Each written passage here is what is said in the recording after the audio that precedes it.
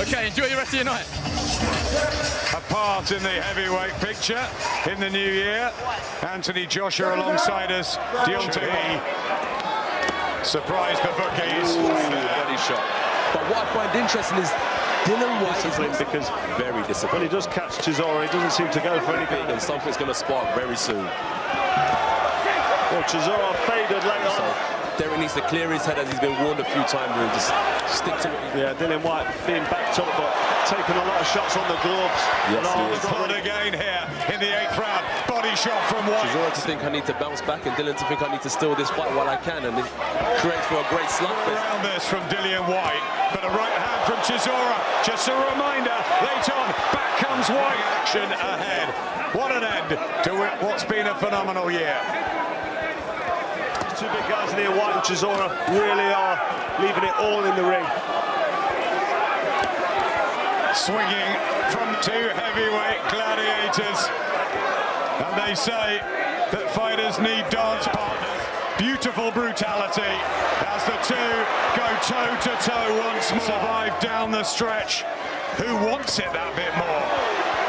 And he's swinging them straight back with Dillian, as we noticed from early on. Oh, big right hand from Chisora. As you can see, Chisora is still steaming forward. Dillian is tucking up, waiting for his moment. It's the first way anyone can go at this weight. Big left hook from Whyte now as Chisora's backed up in his. Whyte, as he's backed up, but he's looking for nice. He's landing cleaner counterpunch in that round. What another close round.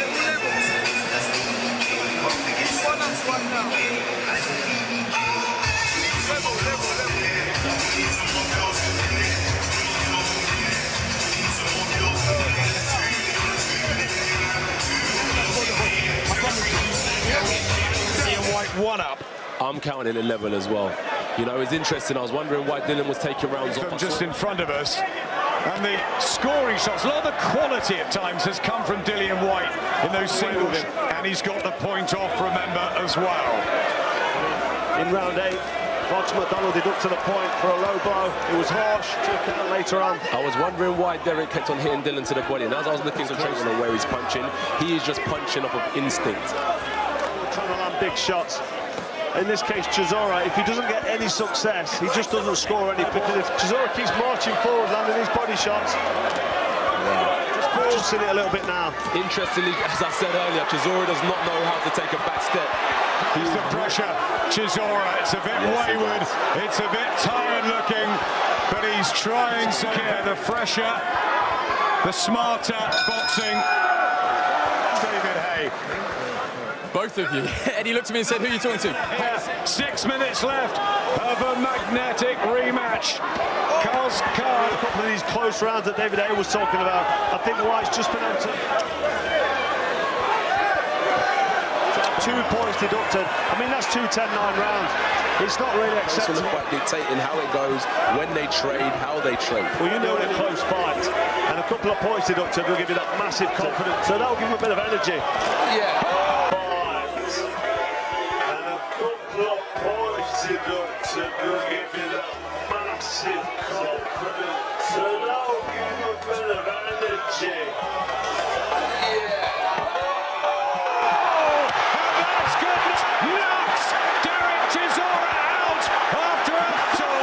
Chisora got a shot in, and it was who's being tended to, because that. In my head, I just said a prayer for him, man. You know, he fought his heart out. He's a champion.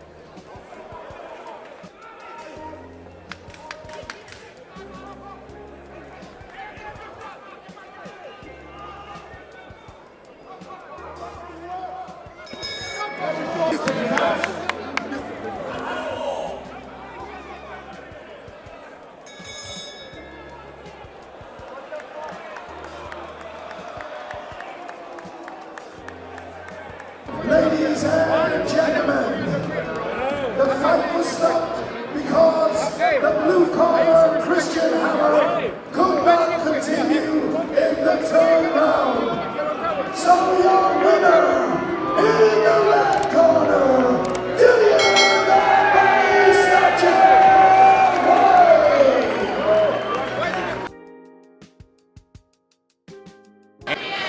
Certainly he, at this point, doesn't want the referee to, regardless of how much blood is coming out of his left eye. Corner would maybe feel, we're going to land this big right hand. That's not good. But Whyte is not a headhunter. You just saw it.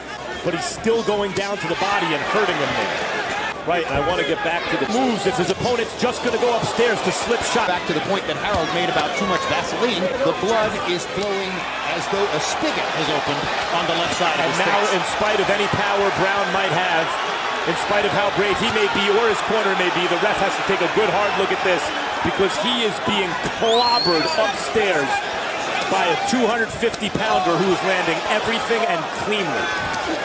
His face is a bloody mess. It's starting to be less coordinated, and the blood is flowing out of his eye. It looks like out of his nose, through his mouth. Full-scale target practice for Dillian Whyte, but it is target practice with the right hand up.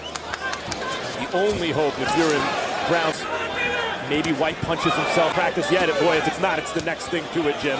It's pretty close. Maybe he's so emboldened that he gets long flight back to Australia, and he'll have to face the question of. And to put it another way, if he was something like a 2-1 favorite to start the fight, what would the odds be at this moment? And here's the danger in a fight like this. Here you see Dillian Whyte, right hand, one of those kind of slapping right hands that he's able to get some steam on, as I mentioned before, and here it comes again. Same thing, so he almost pushes it out, but he manages to get some pop on it. But the danger... Inside scorer Harold Letterman has scored every round for Dillian Whyte. That's not at all surprising. He's been more accurate, he's been more active, and he is turning Lucas Brown's face into a bloody pulp. There again, another glob of Vaseline flies through the air. Brown's face into a bloody pulp. There again, another glob of Vaseline flies through the air. Brown is down and out after a left hook. Finally, Whyte goes to a neutral corner, and the referee stops the fight.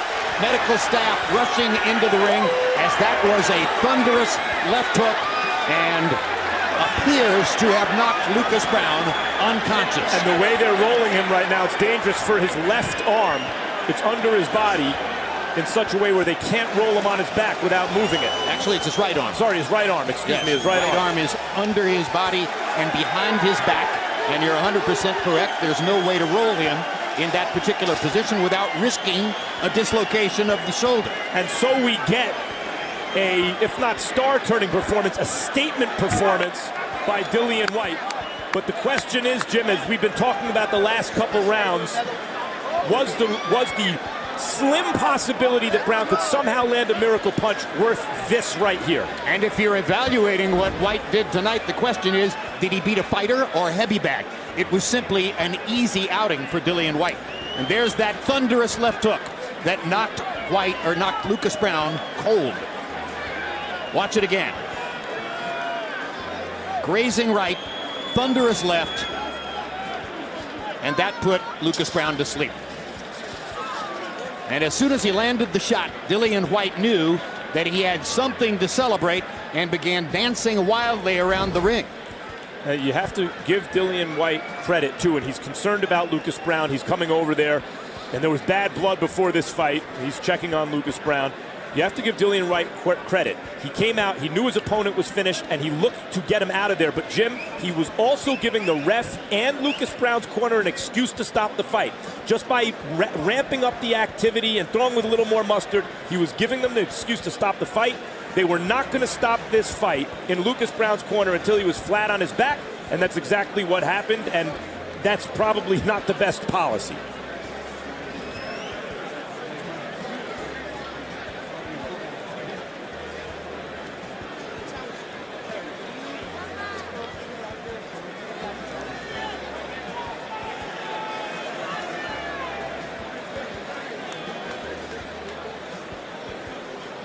So Max, you said it brilliantly.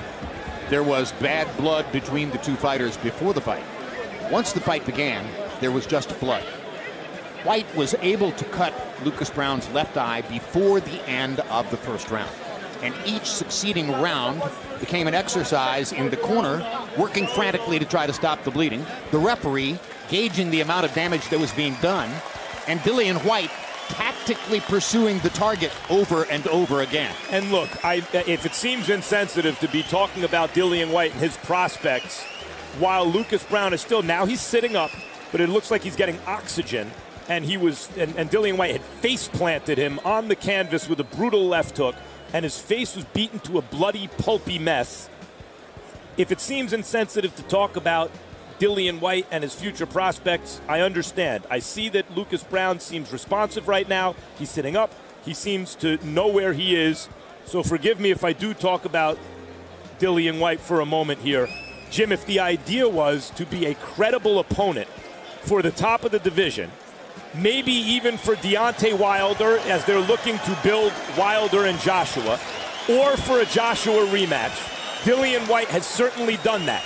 He's not simply a B-side opponent here where he's being fed as cannon fodder to the top of the division. Should he land a big fight, he will be seen as a live underdog, as a guy who doesn't seem to accept or simply accept his role as an opponent who's hit his potential, but as a guy who sees himself as a star, who's still getting better, and who came out here to make a statement tonight against a big, undefeated, knockout-punching heavyweight. Well, if you were looking carefully, once Lucas Brown was sitting up in an upright position and Whyte was no longer preoccupied with his physical condition, Dillian Whyte came to our side of the ring and picked out David Haye, who's standing about 8 or 10 feet behind us, and began pointing to Haye and gesticulating as if to say, I want you, I want you. I guess Haye happened to be the only heavyweight who was here at the moment, or at least the only English heavyweight that Dillian Whyte could pick out. The British heavyweight scene, British boxing period, is jumping and has been for some time. And the fact is, a lot of these guys no longer have to go across the pond, become stars in America, although it always helps. That's an enormous market and seen as really the place to make it.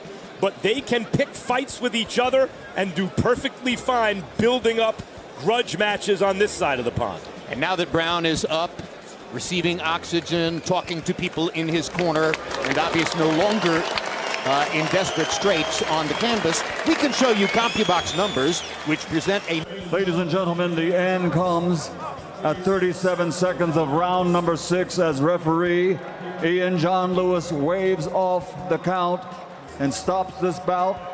The winner by knockout victory, still the WBC Silver Heavyweight Champion, the Fighting Pride of Brixton, London, England, Dillian, the Body Snatcher